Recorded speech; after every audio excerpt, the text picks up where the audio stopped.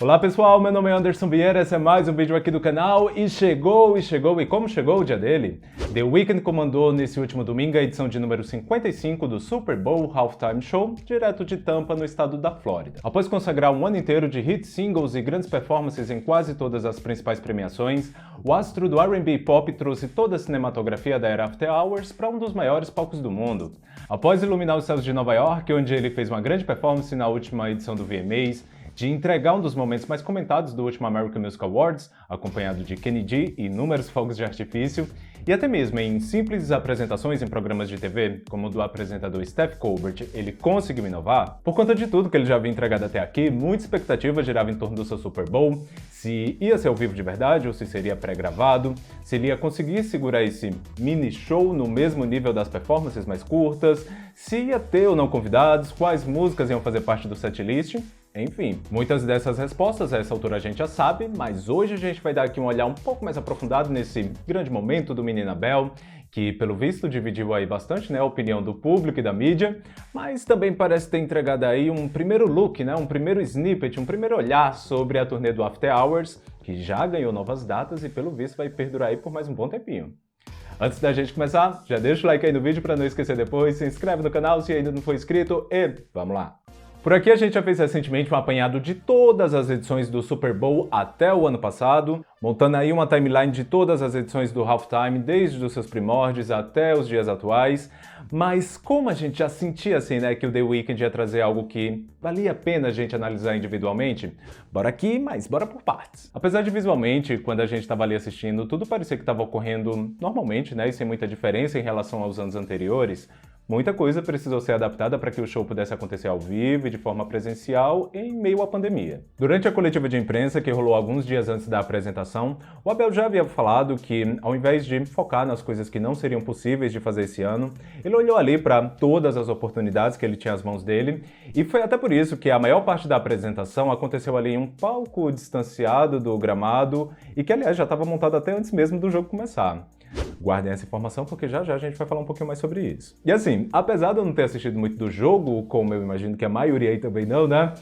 pelo pouco que eu vi, dava pra perceber que as câmeras da NFL estavam ali a todo custo, tentando não mostrar que o palco já estava ali montado, o palco do show do intervalo já estava ali visível, mas apesar da mobilidade da performance ter ficado aí um pouco limitada por conta disso, ele compensou esses contras com vários prós. Normalmente é a própria liga que paga pela produção do evento, tendo no ano passado e esse, de acordo com a revista Forbes, disponibilizado 13 milhões de dólares para que cada artista montasse ali o que fosse preciso para sua apresentação, mas nada impede que a pessoa invista do seu próprio bolso para colocar ali um pouquinho mais de extravagância. Para que tudo saísse ali do jeito que ele queria, The Weeknd e sua equipe investiram por conta própria mais 7 milhões de dólares adicionais, fazendo com que os custos totais chegassem à casa dos 20 milhões, e eu até entendo que é até um pouco difícil imaginar para onde tanto dinheiro assim vai, mas pensa aí que do arquiteto até o soldador de peças, quanto que não custou para montar um palco inteiro do zero que funcionava tanto por dentro quanto por fora? Assim como todas as apresentações que ele já havia feito da era After Hours,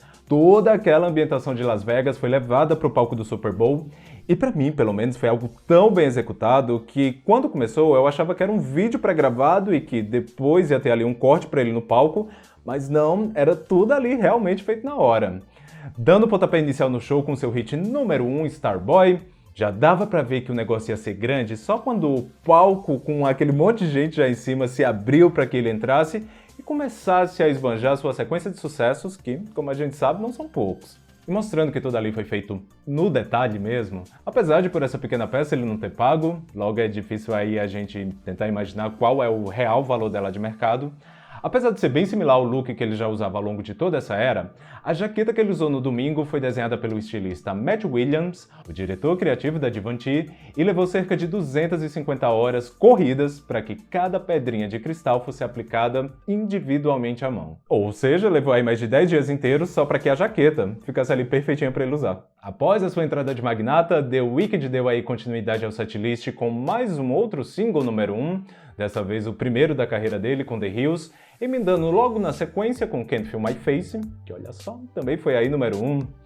Algo que me faz acreditar que esse show dele no Super Bowl foi aí, talvez, né, uma pequena prévia do que a gente vai aí encontrar na próxima turnê dele, é justamente pela forma como ele conseguiu trazer todas as músicas dos álbuns anteriores dele para dentro da estética do After Hours. Se vocês notarem, Can't Feel My Face foi apresentada numa ambientação que lembra bastante o clipe e a capa de Heartless, que essa, aliás, por algum motivo acabou ficando de fora dessa vez, mas pelo menos a identidade visual estava ali presente para acompanhar as que foram escolhidas. E falando nisso, após inúmeros adiamentos aí do pessoal que estava tentando colocar uma nova turnê na estrada, na semana passada o The Weeknd deu um passo um pouco mais seguro e ao invés de tentar remarcar ainda para esse ano, todos os shows da The After Hours Tour foram marcados apenas para 2022. Até o momento, a turnê já conta com 105 datas confirmadas, prometendo começar no dia 14 de janeiro do próximo ano em Vancouver, no Canadá, e por hora, pelo menos, né, encerrando no dia 16 de novembro em Londres. Óbvio que ainda falta muito tempo e muitos locais podem ser adicionados durante esse meio tempo.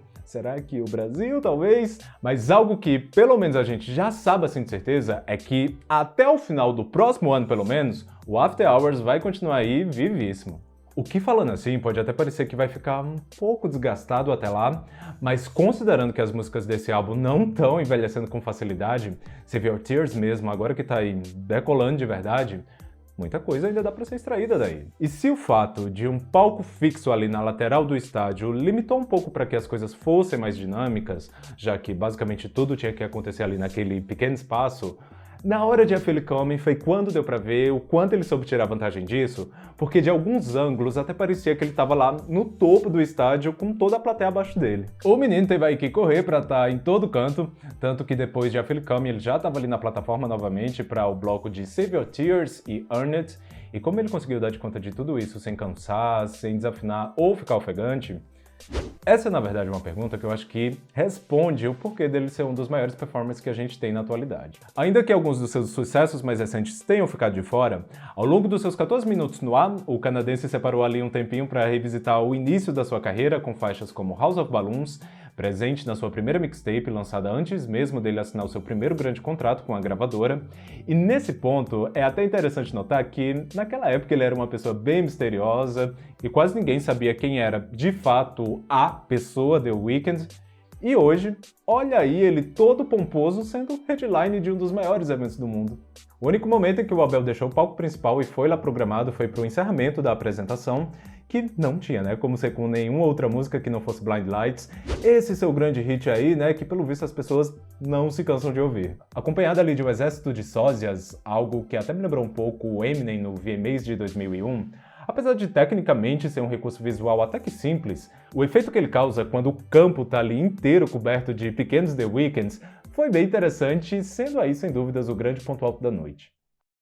Algo que gerou aí uma certa controvérsia é o porquê do show do intervalo desse ano precisou ser tão limitado de recursos, a ponto do palco precisar ser construído na lateral por precauções por conta da pandemia, que nos Estados Unidos não tá nada assim muito bem também, sendo que um jogo de extremo contato estava ali rolando, mais de 25 mil pessoas estavam assistindo presencialmente, e a própria performance do The Weeknd não teve tanto distanciamento assim, né? Na imprensa, o Super Bowl do The Weeknd recebeu críticas extremamente positivas de veículos como Billboard, Huffington Post, Deadline, entre outros, mas também algumas bem pesadas por parte do Chicago Times e Vulture. O público aparentemente também ficou aí bem dividido, com alguns amando e outros afirmando que o hype foi maior do que a entrega, e uma boa parte das críticas veio justamente por mais parecer ali um show dele que você poderia ver em algum outro momento, do que algo feito especificamente para o evento, que justamente por ser único deveria ter algo a mais. Eu acho que o ponto que pegou foi que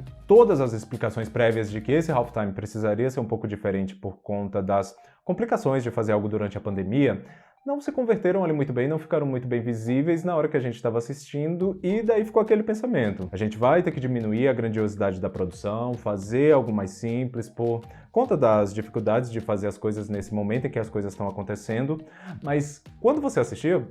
não parecia que nada estava acontecendo. Tipo, o que eu tô querendo dizer é que se fosse algo bem mais simples, como a do Paul McCartney, por exemplo, todo mundo ia entender, ou se fosse com aqueles 1000 palcos trocando, como o da Katy Perry e da Madonna, não ia soar como se tivesse faltando algo? Mas assim, apesar de eu entender os dois lados, pra mim foi on point, rolou ali uns problemas técnicos com o microfone, né? Mas pode até parecer bobeira, mas o simples fato dele visivelmente estar feliz fazendo aquilo, pra mim já contou muito, porque geralmente ele tava ali com a cara um pouco fechada nas últimas performances, né?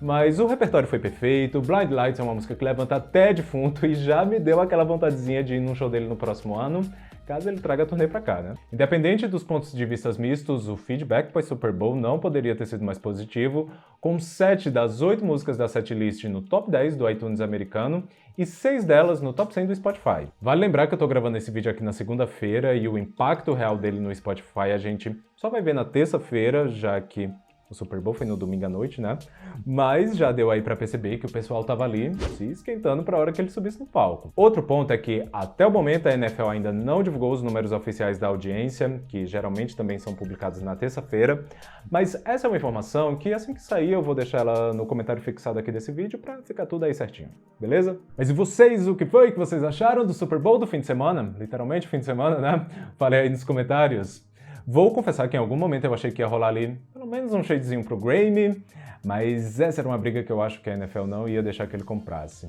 principalmente porque esse ano os dois eventos vão ser exibidos pelo mesmo canal. Bom pessoal, espero que vocês tenham gostado desse vídeo, se sim, deixa o like, se inscreve aí no canal se ainda não for inscrito, compartilha aí com o pessoal, aquele esqueminha, beleza? Por hoje é isso e vamos nessa!